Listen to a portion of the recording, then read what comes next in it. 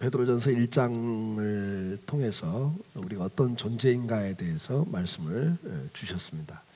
우리는 창세전부터 하나님이 택하시고 예수님께서 보배로운 십자가의 보혈을 흘려주시는, 대신 죽어주시는 극한 사랑, 그리고 성령께서 오늘도 우리와 함께 하시면서 우리를 인도하고 계시는, 역사하고 계시는 이렇게 하나님의 세밀한 사랑과 인도하심과 보살핌 속에 있는 존귀한 백성이다, 특별히 사랑받고 있는 하나님의 자녀들이다 하는 것을 말씀을 하셨죠. 그러면서 동시에 우리는 이 땅에 사는 동안에는 나그네 길을 가고 있는 존재들이다. 그러면서 우리가 또 가치관이 바뀐, 눈에 보이는 이 세상이 전부인 걸 알고 살던 우리가 이제는 영원한 천국, 썩지 않는, 쇠하지 않는 기업을 바라보고 사는 가치관이 바뀐, 인생의 사는 목적과 방법이 바뀐 하나님의 백성이 되었다. 그래서 우리가 그런 가치관이 바뀐 삶을 사는 결과로는 이 세상에서는 미련한 소리를 듣고 바보 소리를 듣고, 어느 때는 또 배척을 받고, 어느 때는 또 핍박까지 받을 수 있다. 그러나 그것을 기뻐해라. 왜냐하면 너희들이 받을 상이 영광과 존귀와 칭찬이 있기 때문이다. 그렇게 말씀을 해주셨죠. 자, 우리가 이렇게 이 땅에서 그렇게 사는 삶을 사는 성도들이지만, 그래서 천국을 바라보고 사는 성도들이기 때문에 날마다 주님이 오실 날을 기다리면서, 그 주님이 오실 날을 준비하지 않고 사는 어리석은 다섯 처녀처럼 사는 게 아니라 준비하는, 그래서 그날을 자세히 살피고 징조들을 살피면서 주님 오실 날을 준비하고 사는 하나님의 자녀가 돼야 된다. 그렇게 말씀을 하셨습니다. 그러면서 우리가 이제 그런 자녀가 됐기 때문에 어떻게 살아야 되는가를 이제 13절부터 설명을 하죠. 우리가 그래서 어떻게 살아야 되는가. 그래서 우리는 순종하고 살아야 된다. 옛날에 욕심에 끌려 살던 우리가 이제는 하나님의 뜻에 순종하고 사는 사람이 된다. 내 정욕에 끌려 살던 사람, 정욕의 소에게 순종하던 사람들이 이제는 하나님의 뜻에 순종하는 자녀로서의 삶을 살아야 되고, 그 삶의 특징은 구별하는 삶을 산다. 거룩한 삶을 산다. 아버지를 닮아서 거룩한 삶을 추구하게 돼 있다. 성화의 삶을 추구한다. 그렇게 말씀을 하죠. 자, 그러면서 이제 우리가 지난번에 이야기했던 거죠. 우리 인생이 얼마나 존귀한가를 알기 때문에 인생을 낭비할 수 없고 허비할 수 없다. 방탕하게 살 수 없다. 인생을 포기할 수도 없는 그런 삶을 산다. 그래서 자기 인생의 값어치를 알기 때문에, 하나님이 그 정도 사랑하고 예수님이 대신 죽어주실 만큼 값어치 있는 존재이기 때문에 인생을 함부로 살 수 없고 존귀하게 살 수밖에 없다. 가치 있게 산다. 사명을 따라 산다. 이제 그런 말씀들을 주셨습니다. 그러면서 이제 우리가 결국은 하나님의 그 큰 사랑을 받은 사람들이기 때문에 뜨겁게 서로 사랑하고 산다. 거의 앞에서 말씀을 드렸습니다. 자, 그러면서 이제 우리가 2장으로 넘어와서 2장 1절로 3절까지는 우리가 지난번에 이제 말씀을 나눈 거죠. 우리가 그리스도 안에서 신앙은 성숙해 가야 된다. 자라가야 된다. 그러기 위해서는 먹는 것이 참 중요한데, 먹어서는 안 될 것과 먹어야 될 것, 신령한 젖을 사모하고 말씀을 사모하고 은혜를 사모하고 살아라. 대신에 먹어서는 안 될 것들이 뭐라고 그랬어요? 악독, 기만, 외식, 시기, 비방하는 것들, 이런 것들을 버리라고 말씀을 해주셨습니다. 자, 오늘은 이제 4절부터인데요. 이 4절부터는 이제 앞에 1절에서 3절까지는 신앙은 자라가야 된다, 이렇게 이제 말씀을 해요. 신앙은 성숙해 가야 된다. 너희가 구원에 이르도록 자라게 하려 함이라. 2절에 이렇게 말씀하죠. 신앙은 자라야 된다. 근데 이제 4절부터는 이제 또 같은 맥락의 말씀이지만 또 이렇게 뭐라 할까요? 표현하는 방법을 좀 바꾸세요. 이번에는 이제 건축이라는 개념을 가지고 또 설명을 합니다. 자, 그러면서 이제 4절부터 뭐라고 그래요? 너희는 주님 앞에 나왔기 때문에, 하나님의 그런 사랑을 받았기 때문에, 너희들은 어떤 사람이라고 했어요? 보배로운 산돌이신 예수님처럼 너희도 하나님이 기쁘시게 받으실 두 가지를 이야기해요. 신령한 산집, 신령한 집으로 세워져야 된다. 그 다음에 두 번째는 신령한 제사를 드릴 거룩한 제사장이 돼야 한다. 여기 두 가지를 말씀을 합니다. 여기 중요한 건 뭐죠? 신령한 집으로 세워져야 한다. 신령한 제사를 드릴 제사장이 돼야 된다. 이렇게 말씀합니다. 그래서 이제 그 제사장이 되는 것은 다음에 제가 또 말씀을 드릴 겁니다. 오늘은 이제 신령한 집으로 지어져 가라는 말씀을 중심으로 말씀을 나누려고 합니다. 우리가 성도가 되었을 때 신앙의 중요한 그 원리 가운데 하나가 뭐냐? 성숙이에요. 그러니까 우리가 신앙생활하면서 신앙은 계속 자라나야 된다는 거죠. 성화돼 가는 거죠. 어느 단계에서 중단되는 것은 신앙이 그게 병든 거란 말이에요. 그래서 신앙은 계속 죽는 날까지 성숙해 가야 됩니다. 이제 그 신앙생활이 이렇게 어느 단계에서 이렇게 굳어져 있다거나 머물러 있으면 이미 그건 건강하지 않은 거죠. 그래서 계속 성숙해 가야 되는데 오늘 이제 본문에서는 그것을 집으로 지어져 가는 것으로 묘사를 합니다.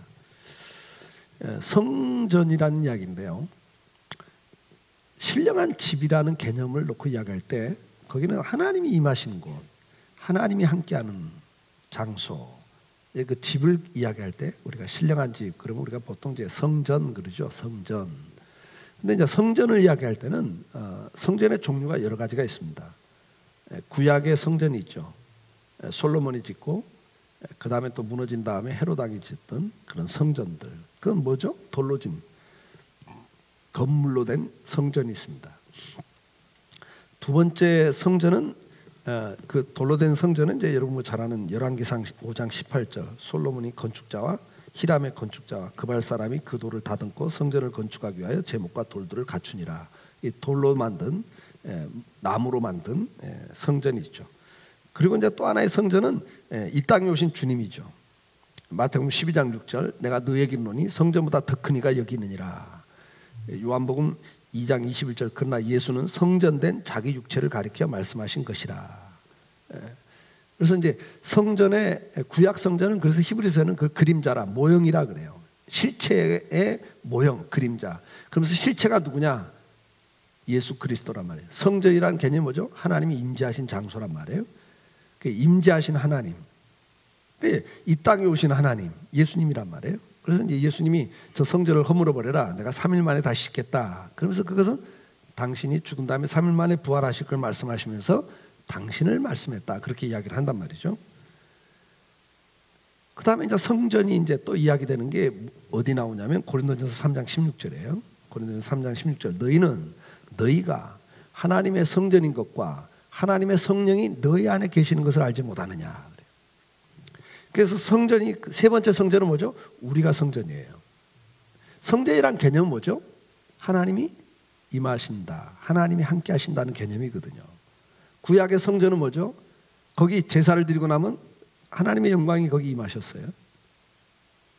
지성소를 뭐라고 그래요? 내가 너와 만날 장소라 그렇게 표현하신단 말이에요. 하나님이 우리와 만나는 장소, 하나님이 임하시는 곳, 하나님의 임재를 상징하는 게 성전인데 그것은 모형이죠. 실제는 누구라고요? 예수 그리스도. 그분이 오셨어요. 그러나 그분이 이제 승천하셨단 말이에요. 그러면서 대신 뭐라고 그러죠? 보혜사 성령을 너희들에게 보내주시겠다. 그래서 이제 성령 하나님이 우리 가운데 거하셔요.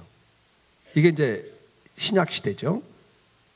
그래서 구약 시대는 돌로 된 성전으로 상징으로 보여주시고 예수님 직접 오셔서 우리 가운데 거하시는 하나님으로 우리 가운데 나타나셨고 그분이 승천하시면서 뭐라고 그래요? 성령 하나님을 보내주시겠다. 그래서 성령 하나님이 이제 오셔서 어디 거하시죠? 사람이 만든 성전에 거하지 않고 우리 마음에 거하신다. 성령 하나님은 우리 안에 거하신다. 그래서 우리는 성령이 거하시는 뭐다? 성전이다. 그래서 이 성전을 더럽히지 마라. 이 성전을 더럽히면 멸망한다. 그렇게 고린도전서에서는 이야기를 한단 말이에요. 자, 그러면서 뭐라고 말씀하시죠? 에베소 2장 21절로 22절에는 그 안에서 건물마다 서로 연결하여 주 안에서 성전이 되어가고 너희도 성령 안에서 하나님이 거하실 처소가 되기 위하여 예수 그리스도 안에서 함께 지어져 가느니라.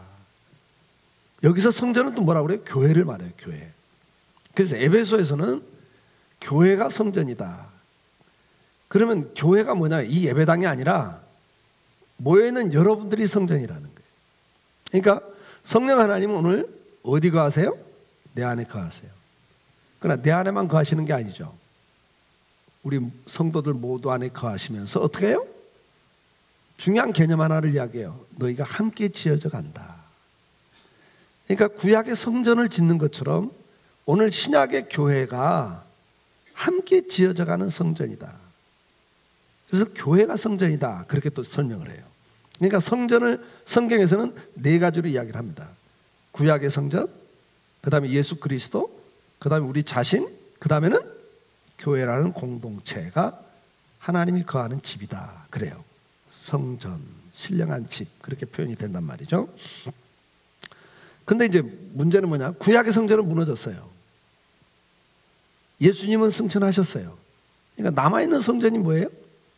오늘 우리 가운데 남아있는 성전은 여러분 자신과 교회예요. 그런데 이제 오늘 본문의 베드로에서는 뭘 이야기하냐면 함께 지어져 가는 개념을 설명해요. 그러니까 교회를 설명하죠. 그래서 성도라고 하는 존재는 예수 그리스도가 충만한 성도, 구원받은 성도의 삶에 중요한 게 하나 있는데 그게 교회예요. 성경은 신앙을 개인적으로 말하지 않습니다. 예수 그리스도를 영접하고 내가 하나님의 자녀가 되는 것도 교회를 통해서 이루어져요. 교회를 통해서 전도가 되고 그 전도를 통해서 주님이 영접되고 그리고 그들은 교회 안으로 인도하세요. 그래서 에베소에서는 뭐라 그러죠? 너희를 불러 모았다. 그렇게 표현해요. 불러 모았다. 그게 교회예요. 개인이 교회가 아니라 불러 모은 성도들의 모임이 교회고 그 모임 자체를 뭐라고 그래요? 하나님의 성전이다. 그렇게 표현한다. 그래서 신앙의 중요한 원리 가운데 하나가 뭐죠? 신앙은 개인적인 게 아니라는 거예요. 개인적인 것 같은데 혼자 있어서는 신앙이 아니에요. 건강한 신앙이 아니에요. 교회에 함께 모여야 돼요. 그래서 모이기를 힘쓰라는 거예요. 그러면서 고린도전서나 에베소서는 뭐로 또 비유를 하죠? 몸으로 비유를 들잖아요. 몸으로. 예수 그리스도가 머리시고 우리는 그 몸에 붙어있는 지체들이다. 거기서 강조하는 게 뭐죠? 떨어지면 죽는 거다 이게. 떨어지면 죽는 거다. 그러니까 내가 아무리 똑똑하고 잘나서도 떨어지면 죽는 거예요. 지체가 몸에서 떨어지는 순간 흉물이 되고 죽는 거라고요. 예를 들어서 암이 걸렸어요. 몸이 암이 걸렸다고 아이고 손이 생각하기를 아이고 저 암이 나한테까지 오면 나도 죽어. 난 미리 떨어질 거야. 이 몸에서 떨어질 거야 하고 자르면 손은 죽는 거예요. 말도 안 되는 얘기죠. 뭐죠? 오늘날 교회가 문제가 있어. 이래서 나는 교회가 싫어. 난 그래서 교회는 안 나가. 가난교인이라고 그러죠. 요즘 20%가 넘다 그러잖아요. 한국 기독교에. 안 나가 교인. 종교가 뭐냐? 기독교입니다. 나 예수 믿습니다. 근데 교회가 싫어서 교회는 안 나갑니다.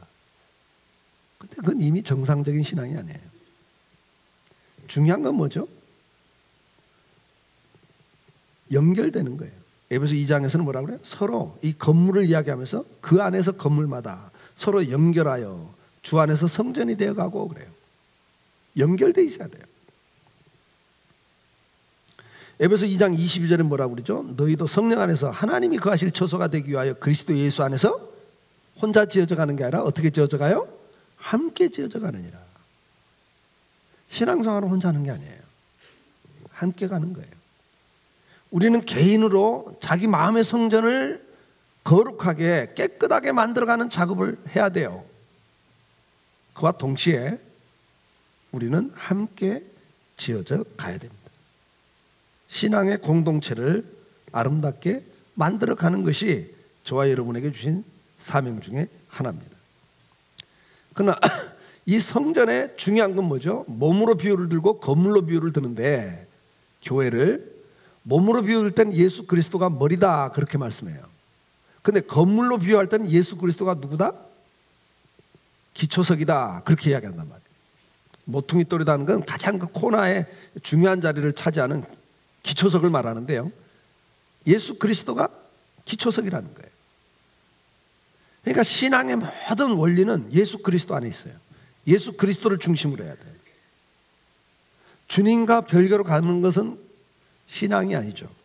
고린도전서 3장 11절에 뭐라고 말씀합니까? 이 닦아둔 것 외에는 능히 다른 터를 닦아둘 자가 없으니 이 터는 곧 예수 그리스도라. 교회가 세워지는 데 있어서 성도가 세워지는 데 있어서 가장 중요한 기초는 누구냐? 예수 그리스도. 예수 그리스도의 복음 외에는 그 어떤 것도 교회 기초가 될 수 없어요. 예수 그리스도의 구원의 복음 외에는 우리 신앙의 기초가 다른 걸로는 대체될 게 없다고 말이죠. 사도행전 4장 11절에 이 예수는 너희 건축자들의 버린 돌로서 집 모퉁이의 머릿돌이 되었느니라. 에베소 2장 20절에도 너희는 사도들과 선지자들의 터 위에 세우심을 입은 자라. 예수 그리스도 예수께서 친히 모퉁이 돌이 되셨느니라. 예수 그리스도가 기초가 되셨고 그 위에 선지자들과 또 누가? 사도들에 의해서 교회가 세워졌다.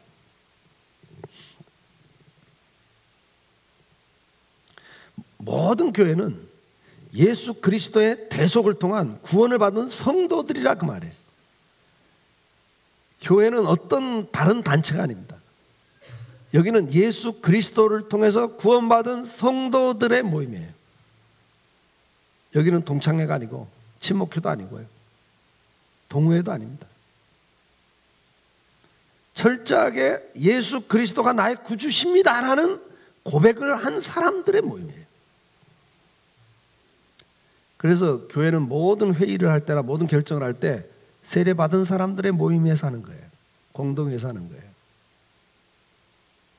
그 공동의회가 매번 모이기가 힘드니까 재직을 뽑아놓고 당회를, 장로를 뽑아서 당회를 만들어 놓고 거기서 결정하게 하는 거예요. 그래서 교회의 모든 기초는 예수 그리스도다. 그걸 잊어서는 안 됩니다. 근데 그 예수 그리스도가 어떤 분이냐를 오늘 설명에는 뭐라고 설명해요? 두 가지로 설명합니다. 돌로 설명을 하는데 건물을 지금 설명하는 거니까 예수 그리스도가 교회에서는 기초석이지만 성도가 아닌 예수 그리스도가 나의 구주라고 고백한 사람들에게는 예수 그리스도가 기초석이 되어주시지만 모든 신앙과 삶의 기초석이 되어주시지만 불신자들에게는 예수를 인정하지 않는 자들에게는 뭐라고요? 그들이 걸려 넘어지는 거침돌, 그들을 부수는 바위가 되신다. 그렇게 설명을 합니다. 세상 사람들에게는 그들은 뭐예요? 버린 돌이에요. 그러나 하나님에게는 모퉁이 돌을 쓰는 귀한 보배로운 돌이라 그렇게 이야기해요. 예수 그리스도는 세상 사람들에게 버림받은 돌입니다. 세상 사람들은 예수 그리스도를 경멸하고 싫어하고 반대하고 거절합니다. 이사야 53장 3절에 뭐라고 말씀합니까? 그는 멸시를 받아 사람들에게 버림을 받으며 강고를 많이 겪었으며 질고를 하는 자라. 마치 사람들이 그에게 얼굴을 가리는 같이 멸시를 당하였고 우리도 그를 귀히 여기지 아니하였도다. 예수라고 하는 분은 세상 사람들에게는 뭐예요? 버릴 수 있는 존재예요. 버리는 돌이에요. 멸시와 전혀 소중히 여기지 않는 그냥 건축 현장에서 쓰다가 남은 그저 쪼가리 돌이란 말이에요. 던져버린다고요. 그들에게 눈에는 그래요. 그러나 하나님의 눈에는 보배로운 모퉁이 돌이라는 거죠. 세상 사람들이 볼 때 예수 그리스도는 어떤 분입니까? 멸시와 천대의 대상이었습니다. 버리는 존재입니다. 마태복음 13장 57절에 예수를 배척한지라 예수께서 그들에게 말씀하시되 선지자가 자기 고향과 자기 집 외에서는 존경을 받지 않음이 없느니라 하시고 예수님도 어떻게 하셨어요? 버림을 받으셨어요. 세상 사람들에게 예수는 버리는 돌입니다. 그러나 동시에 그들에게는 거치는 돌이라고 오늘 본문은 설명하고 있습니다. 이사야 8장 13절 15절에도 만군의 여호와 그를 너희가 거룩하다 하고 그를 너희가 두려워하며 무서워할 자로 삼으라. 하나님을 두려워하고 무서워할 자로 삼으라는 거예요. 그가 성소가 되시리라. 그러나 이스라엘의 두 집은 걸림돌과 걸려 넘어지는 반석이 되실 것이며 예루살렘 주민에게는 함정과 올무가 되시리니 많은 사람들이 그로 말미암아 걸려 넘어질 것이며 부러질 것이며 덫에 걸려 잡힐 것이니라. 하나님을 두려워하라는 거예요. 왜냐? 그분 때문에 넘어질 사람이 많다. 걸림돌이 될 것이다. 반석이 되실 것이다. 그들을 깨트리는 반석이 될 거다. 뭐야? 심판자가 되신다 그 말이에요. 심판자. 예수 그리스도는 구원받는 백성들에게는 모퉁이 돌처럼 보배로운 산돌이 돼 주시지만 예수를 부정하고 멸시하고 버린 자들에게는 반석이 된다 이게. 그들을 깨트리는 큰 돌이 된다. 심판자가 되신다. 로마서 9장 33절에 기록된 바 보라 내가 걸림돌과 거치는 바위를 시온에 두노니 그를 믿는 자는 부끄러움을 당하지 아니하리라 한 것 같으니라. 믿는 사람들에게는 예수 그리스도가 영광입니다. 축복입니다. 그러나 예수 그리스도를 버린 자들에게는 뭐예요? 부끄러움이 돼요. 그리고 심판자가 돼요. 예수를 믿는 자들은 부끄러움을 당하지 않습니다. 그러나 예수를 믿지 않는 자들에게는 마지막 심판대 앞에서 부끄러움을 당합니다. 자기 자신들을 저주합니다. 그분은 믿는 자에게는 산돌이시고 보배로운 돌이시지만 믿지 않는 자들에게 뭐예요? 거치는 돌이고 그들을 심판하는 돌입니다. 예수 그리스도는 세상 사람들이 볼 때는 아무 쓰잘데없는 버리는 돌에 지나지 않습니다. 조롱합니다. 멸시합니다. 배척합니다. 그러나 그분은 바로 믿는 자들에게는 보배로운 산돌이 되시는 분입니다. 그분은 우리의 소망입니다. 그분은 교회의 머리시고 모든 성도들의 구세주십니다. 그러면서 그분은 동시에 심판자십니다. 그분은 우리의 행복의 초석입니다. 구원의 초석이십니다. 그분을 인해 우리가 하나님 앞에 나갈 수 있고 하나님과 교제할 수 있고 하나님의 은혜를 누리고 살 수 있는 축복의 통로십니다. 예수 그리스도는 구원자가 되심과 동시에 불신자들에게는 심판자가 되십니다. 이사야 28장 16절 그러므로 주 여호와께서 이같이 이르시되 보라 내가 한 돌을 시온에 두어 기초를 삼았노니 곧 시험한 돌이요 귀하고 견고한 기초돌이라 그것을 믿는 이는 다급하게 되지 아니하리로다. 그렇게 말합니다. 하나님을 뭐라고 그래요? 예수님을 시험하는 돌이라 그래요. 시험하는 돌. 예수님은 시험하는 돌이다. 그러면서 뭐라고 그래요? 귀하고 견고한 기초돌이라. 그를 믿는 자는 다급하게 되지 않는다.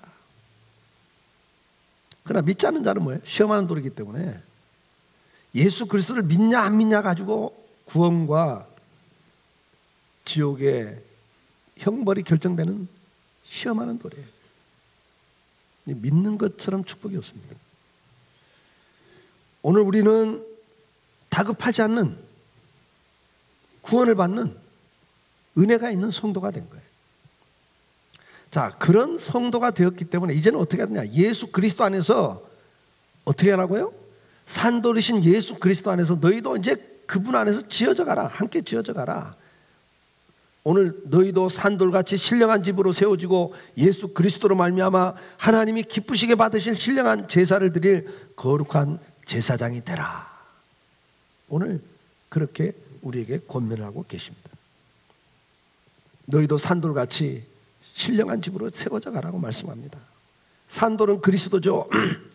우리도 산돌 같은 존재란 말이죠. 예수 그리스도 안에서 영원한 생명을 얻은 산돌 같은 존재들입니다. 그렇다면 이제 돌이 하나로 있어서는 안 된다는 거죠.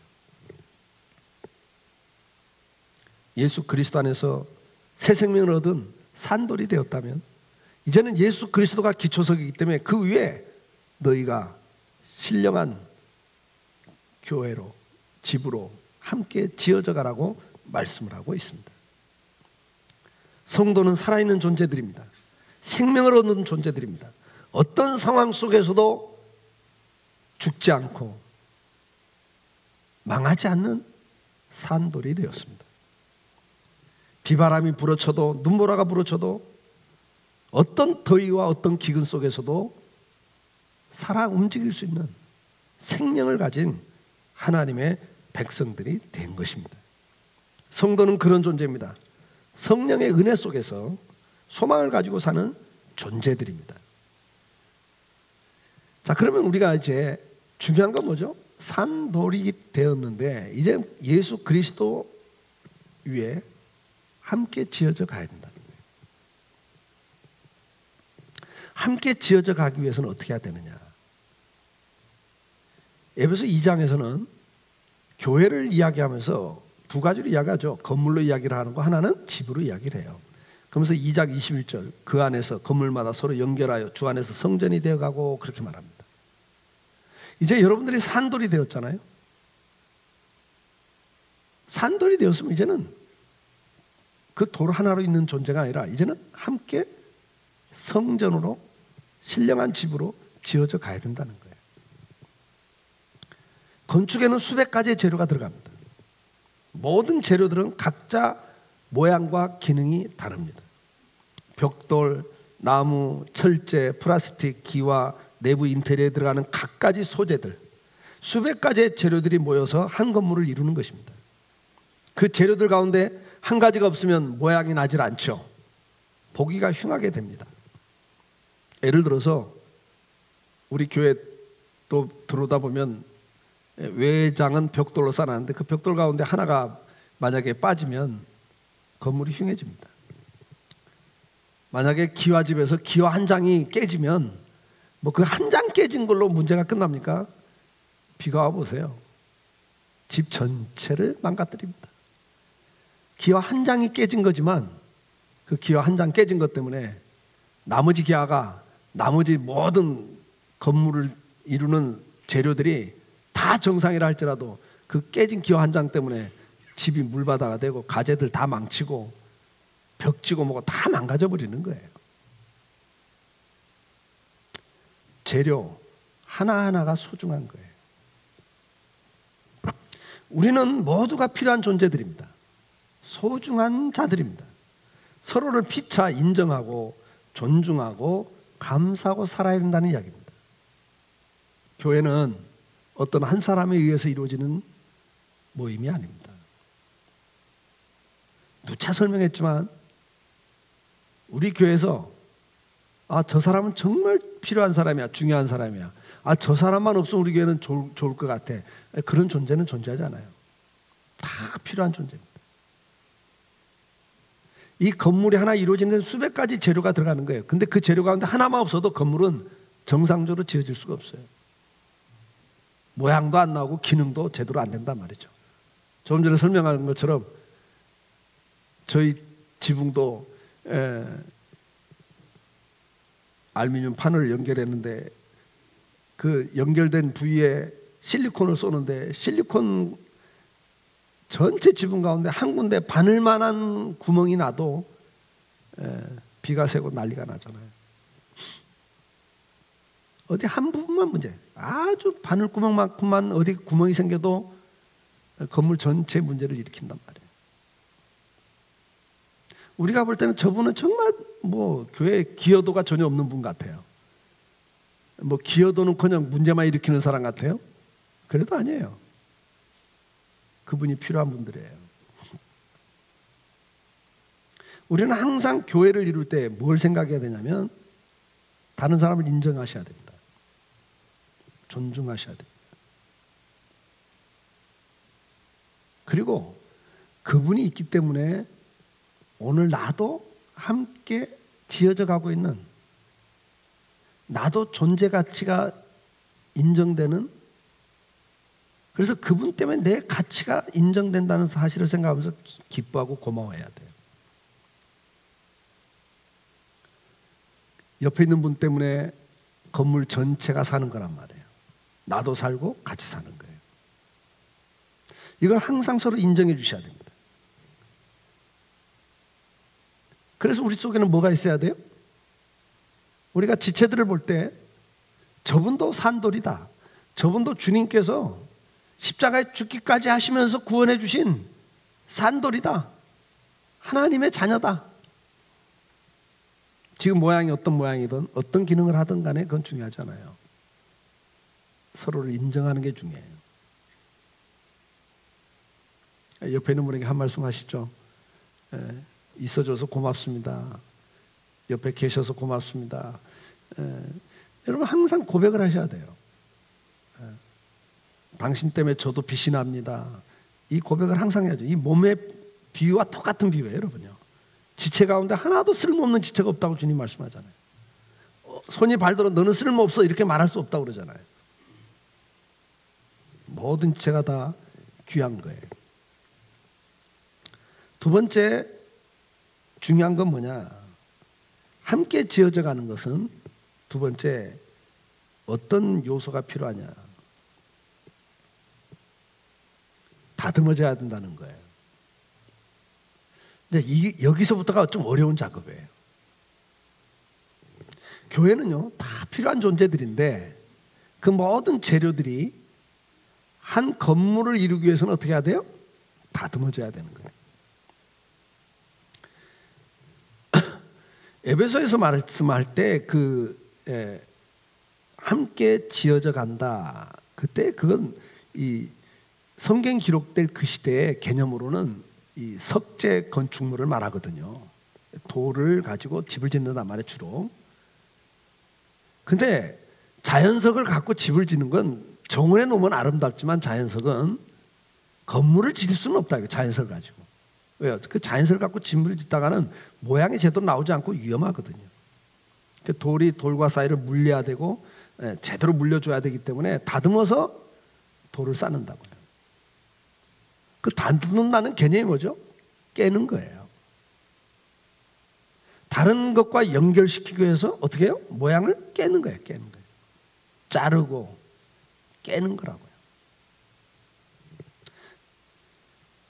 제가 이 예배당 질 때도 한번 예를 들었죠. 교회에 대한 설명을 하면서 예배당 질 때 되게 속상할 때가 어느 때인 줄 아세요?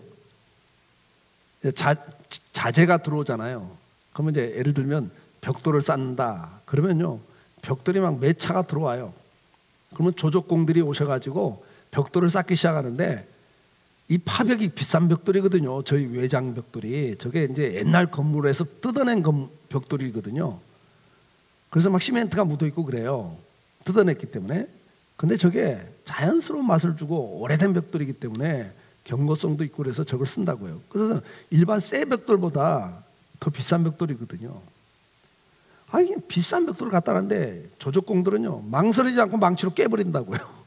어떤 건 3분의 1을 잘라내고 어떤 건 절반을 잘라내고 막 어떤 건 4분의 1을 잘라내요.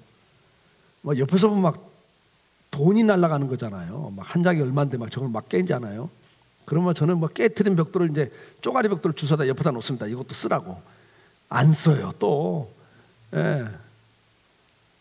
그것도 새 벽돌을 또 깬단 말이야. 막 속에서 막 속이 상하는 거예요. 아니 옆에 있는 거 좀 주워 쓰면. 근데 그 사람 말은 그거예요. 그걸 주워 쓰려면 거기 정확히 맞추려면 그거 고르다가 시간 다 간다 이거죠. 이해가 되시죠? 거기에 딱 맞는 벽돌이 쪼가리 가운데 그거 찾으려면 이게 보통 일이냐 이거예요. 시간 낭비고 돈 낭비라 이거예요. 자기 인건비가 얼마인데 그거 주워 쓰겠냐 이게 더 손해라는 거죠. 그래서 안 주웠어요. 목재가 또 들어오는데요. 몇 차가 목재가 들어와요. 이번에는 목수들이 오더니 뭐 설계도면 딱 보더니요. 자 갖고 가더니 딱 재가지고 목줄 딱 치더니 그때부터 자르기 시작하는데요. 막 1m, 1.5m 그냥 잘라서 버리는 거예요. 저는 또 어떻게 했어요? 열심히 주워다 한쪽에 쌓아놓습니다. 쓰라고. 안 써요. 안 맞는다는데 어떻게 해요? 거기 맞는 게 없다는데. 그리고 똑같은 이야기 하는 거예요. 그걸 필요해도 쪼가리 필요해도 그거 맞는 거 고르다가 시간 다 간다 이거죠. 끝까지 안 쓰더라고요. 너무 속이 상하는 거예요. 아까운 거예요. 저게 얼마짜리인데 저거 5분의 1을 잘라버리면 저게 얼마인데 그게 막 한두 개야죠. 그러니까 예배당 지면서 저는 막 속상한 게 한두 번이 아니었어요. 근데 그렇게 안 하고는 모양이 안 나온다 이거예요. 벽돌도 안 깨겠다고 계속 쌓다가 모양도 안 나오고 견고하게 쌓아지지 않는다 이거죠. 철제, 목재, 벽돌 할 거 없습니다. 모든 자료가 들어왔는데 하나도 그냥 쓰는 게 없고 다 그게 적당하게 쓰기 위해서는 어떻게 해야 돼요? 철근도 다 잘라요. 철근 공장에서 우리 교회 짓는데 어디 들어가는 건 몇 메타짜리, 어디 들어가는 건 1.5m짜리 뭐 이렇게 갖고 생산하지 않잖아요. 일괄적으로 그냥 한 가닥씩 그 몇 메타짜리입니까? 신장문이 8m씩. 그냥 8m짜리 나오는 거예요. 근데 우리는 6.5m 필요하다 그러면 1.5m 버리는 거예요. 방법이 없어요. 안 그러면 어떻게 해요? 모양이 안 나오는데, 공사가 안 되는데.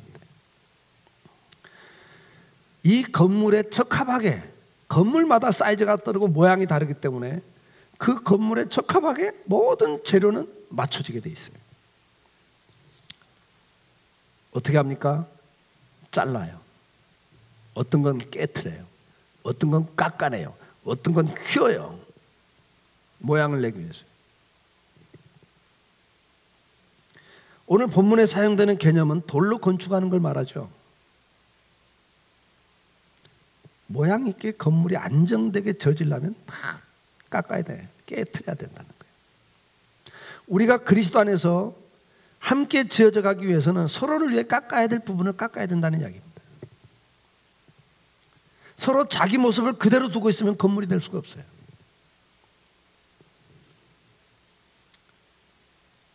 이게 아픔이에요. 속상해요. 힘들어요. 그래서 신앙생활을 함께 하는 게 쉽지가 않은 거예요. 여러분 솔직히 그렇죠. 신앙생활 혼자 하는 게 편하잖아요. 그렇죠? 근데 신앙생활 혼자는 절대 안 되는 겁니다. 모아놨다고요. 하나님이. 모아놓은 목적이 있어요. 깎여서 모양을 만들어가는 성도가 되라 이게요. 내 고집, 내 생각 그대로 가면은 성화가 아니죠. 주님을 닮아가는 것은 깨트려져야 되고 깎여야 되고 휘어져야 될 부분들이 휘어져야 되는 거예요. 나 원래 이래 그래서 어쩔 수 없어. 아니에요. 교회에서는 그게 아니에요. 그래서 자기를 죽이라는 거죠. 주님이. 바울이 그러죠. 내가 날마다 나를 쳐서 복종시킨다고. 우리는 자기를 쳐야 될 필요가 있어요. 깨트릴 필요가 있어요. 너무 완고하게 고집을 피워서는 안 돼요. 교회에서는. 그러면 함께 지어져 갈 수가 없잖아요. 마지막으로는 함께 지어져 가기 위해서는 어떻게 해야 되냐. 각자의 위치가 있다는 거죠. 모든 재료는 각자의 위치가 있습니다. 그 위치를 벗어나거나 다른 곳에 있으면 거추장스러운 것이 되고 결국은 건물을 제대로 지을 수가 없게 만듭니다. 거침돌이 되고 보기 흉한 게 되고 맙니다. 벽돌은 벽돌 있는 대로 가야 됩니다.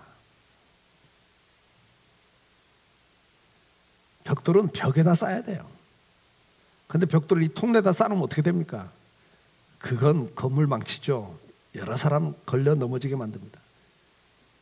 벽돌이 아무리 중요한 재료라고 해서 중요하니까 로비에다가 좀 박아놓자. 그건 아주 여러 사람 불편하게 만들고 넘어지고 다치게 만들지 않겠습니까? 기둥의 위치로 들어가야 돼요. 기둥이 이 건물의 가장 중요한 부분이죠. 기초도 가장 중요한 부분이고. 근데 가장 중요할수록 눈에 안 띄잖아요. 기둥이 통로로 나와 있으면 어떻게 해요? 교회에서도 그래요. 기둥 같은 일꾼 그래. 기둥 같은 일꾼. 장로님들, 권사님들, 기둥 같은 일꾼들이죠. 그런 일꾼일수록 사이드로 숨을 쉬어야 돼요. 장놈대하고 드러내기 시작하면요. 기둥이 통로로 나오는 거예요. 만약에 기둥이 통로에 있으면요. 시야를 가려요. 그래서 기둥은 최대한 빼는 겁니다. 옆으로. 안 보이게 집어넣는 거예요. 저렇게 다. 교회에서도 마찬가지입니다. 기둥 같은 일꾼이라고 생각할수록 사이드로 숨을 쉬어야 돼요. 다른 사람들이 드러나셔야 돼요. 초신자들이 드러나야 돼요. 그게 교회예요. 자기 포지션을 못 지키면요. 흉물이 돼버리고 말고 건물을 망치는 게 되죠. 현관문에 있어야지 현관문이 지붕으로 올라가면 저건 어떻게 되겠어요? 모든 게 마찬가지라면 철근은 기둥 속으로 들어가야지. 철근이 기둥 바깥으로 나와 있으면 부실공사되고 망가지죠. 이해가 되시죠? 그걸 성경은 뭐라고 그러죠? 질서를 지킨다 그래요. 자기 위치를 지키지 못하고 다른 곳에 자기 역할을 하겠다고 하는 것은 그게 바로 뭐죠? 사탄입니다, 여러분. 자기 포지션을 지키지 않고 다른 역할을 자기가 하겠다. 이게 사탄이라고요. 천사장이 하나님의 지도를 받고 하나님의 지시를 받고 움직여야 될 천사장이 자기가 하나님 자리에 올라가겠다, 자기가 하나님 노릇하겠다, 그걸 타락이라 그러잖아요. 그게 사탄이라고요. 유다서 1장 6절, 또 자기 지위를 지키지 아니하고 자기 처소를 떠난 천사들을 큰 날의 심판까지 영원한 결박으로 흑암에 가두셨으며 그래요. 자기 지위를 지키지 않고 자기 처소를 떠난 천사 그래요. 이걸 타락한 천사 사탄이란 말이에요. 여러분, 타락이 바로 이거예요. 자기 포지션을 벗어나는 게 타락이에요. 누차 이야기했습니다. 하나님이 그들을 심판한다 그래요. 여러분, 가정에서도 자기 포지션이 있단 말이에요. 남편은 남편 노릇만 하고 아내는 아내 노릇만 하면 돼요. 부모는 부모 노릇, 자식은 자식 노릇만 하면 되잖아요. 근데 남편이 아내 노릇 하겠다고, 아내가 남편 노릇 하겠다고, 그건 안 되죠. 그게 뭐예요? 시비고 원망이 되잖아요. 그렇게 하지 말라고 그러잖아요, 성경은. 교회에서도 마찬가지죠. 목사는 목사 노릇만 하면 되고, 장로님은 장로님 노릇만 하면 되고, 집사님은 집사님 노릇만 하면 되고, 권사님은 권사님 포지션만 지키면 돼요. 집사가 장로 노릇 하겠다고 하시면 안 돼요. 집사는 하나님이 집사직을 세웠을 때 주신 그 직분만 감당하시면 됩니다. 장로가 장로 노릇을 제대로 하니 못하니 갖고 따지시면 안 돼요. 그건 그들의 몫이에요. 장로님이 하나님 앞에 받을 심판이고 하나님 앞에 써야 될 문제지 내 문제는 아니잖아요. 주님이 날마다 하는 이야기는 네 눈에 들보가 들었다, 너나 잘해라. 이게 남의 거 갖고 자꾸 시비 걸지 말고 원망하지 말고 자기 짐이나 져라. 스스로 자기를 살피고 자기 짐을 지라 그러잖아요. 갈라디아 6장 3절 5절에 만일 누가 아무것도 되지 못하고 된 줄로 생각하면 스스로 속임이라. 각각 자기를 살피라. 그리하면 자랑할 것이 자기에겐 있어도 남에겐 있지 않으니 각각 자기의 짐을 질 것이니라. 남의 거 갖고 자꾸 이야기하지 마세요, 여러분. 자기나 살피고 자기 짐이나 제대로 지라고 주님은 말해요. 우리가 건물이 지어져 가는 거예요. 근데 이 건물이 지어져 가는 데 있어서 중요한 건 뭐죠? 항상 다른 지체를 인정해야 된다. 이 건물이 지어가는 데나 재료 하나 갖고 벽돌만 갖고는 건물이 안 된단 말이죠. 철근만 갖고는 벽돌이 안 돼요. 모든 재료가 다 필요해요. 모든 성도가 다 소중한 존재다. 필요한 존재다. 눈에 안 보이는 어디 조그만 모퉁이에 쓰는 못 하나도, 그렇잖아요? 못 하나도 그게 없으면 건물이 망가지잖아요. 성수대교도 그렇잖아요. 그 수많은 볼트 가운데 하나가 균열이 생기면, 그거 하나가 균열이 생기니까 힘을 못 쓰니까 다른 데 부가 힘이 더 가해지고, 그래서 오래 버티다가 끝내는 또 그 중에 약한 거 하나가 또 깨지고, 그러면 또 다른 데로 더 많은 하중이 가고, 그러다 보니까 또 그 중에 제일 약한 게 또 깨지고, 그다음 무너지는 거예요. 건물이 다 그렇잖아요. 어느 한 지체가 깨지면 나중에 보면 다 무너지게 돼 있다고요. 그래서 옆에 있는 성도 한 분이, 한 분 한 분이 소중한 거예요. 함부로 대하시면 안 돼요. 그분들 때문에 강성교회가 건강하게 세워져 가는 거예요. 그 다음 두 번째 원리는 뭐죠? 깨져야 되고, 깎여야 되고, 잘려야 되고, 휘어져야 된다. 가정도 마찬가지고 교회도 마찬가지입니다. 건강하게 세워지기 위해서는 가정에서도 깨지고 서로 그러면서 맞춰가야 되는 거예요. 네, 옆에 있는 분에게 한 말씀 하세요. 죄송합니다.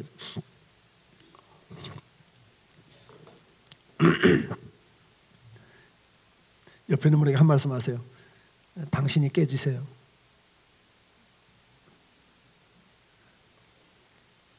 날마다 집에서는 그러죠. 당신이 나한테 맞추라고. 성경은 뭐라고 그래요? 네가 깨져라 그래요. 네가 잘려라 그래요. 옆에 있는 분에게 한 말씀 하세요. 제가 깨지겠습니다. 부부지간에 그러죠. 당신 분명히 말해서 나는 말 안 했다. 또 가서 그러지 마시고 깨져야 됩니다. 세 번째는 뭐죠? 자기 위치가 있다는 겁니다. 모든 재료는 자기 위치가 있어요. 그 위치를 벗어나면 그게 타락이고 그게 거침돌이 되는 겁니다. 그게 여러 사람을 힘들게 하는 게 돼요. 오늘 우리는 다시 한번 우리가 하나님의 자녀가 됐습니다. 그리스도가 충만한 하나님의 백성이 됐습니다. 하나님의 백성이 된 사람들 1장에서는 우리가 누구냐? 하나님의 자녀다, 존귀한 자다, 나그네다, 뭐 여러 가지로 가치관이 바뀐 사람이다, 천국을 바라보고 사는 사람이다, 뭐 여러 가지로 말씀을 했어요.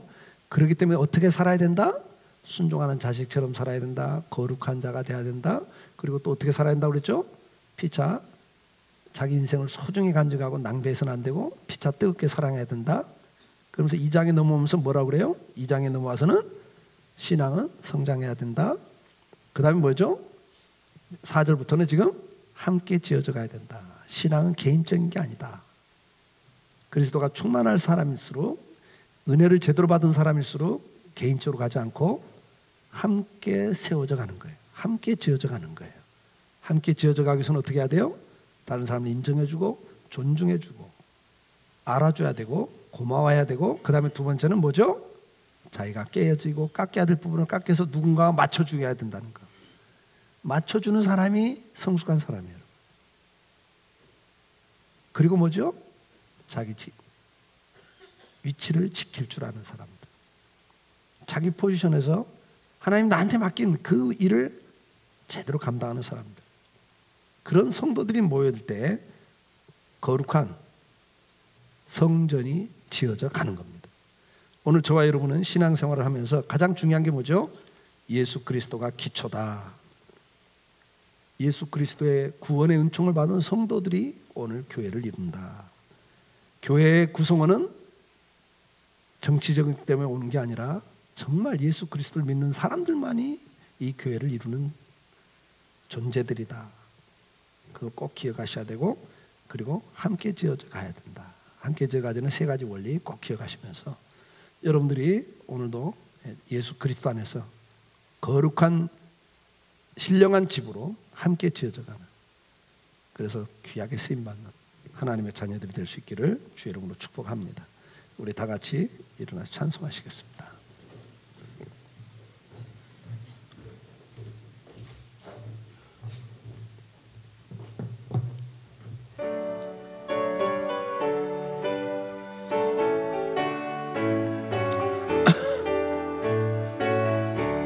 시온 성과 같은 교회, 그의 영광 없다. 허락하신 말씀대로 주가 친히 세웠다. 반석 위에 세운 교회, 흔들 자가 누구랴. 모든 원수의 원사도 아무 근심 없도다. 이제는 우리 주 예수 그리스도의 은혜와 아버지 하나님의 그 무한하신 사랑하심과 성령님의 감화감동, 역사, 인도하심이 오늘도 주님 안에서 함께 지어져가는 거룩한 신령한 집으로 지어져가는 거룩한 교회로 지어져가는 성도가 되기를 마음에 결심하고, 그래서 서로를 소중히 여기며 귀하게 여기며 감사하며 또 깨어지고 잘려지면서 하나 되게 가기를, 지어져 가기를 마음에 결단하고, 또 자기 위치를 지켜 아름다운 건물로 함께 지어져 가는 축복의 자리에 서기를 소원하는 우리 사랑하는 성도들 위해, 저들의 가정과 일터와 자녀들 위해, 이 나라 이 민족 위에 이제로부터 영원토록 함께 계실지어다. 아멘.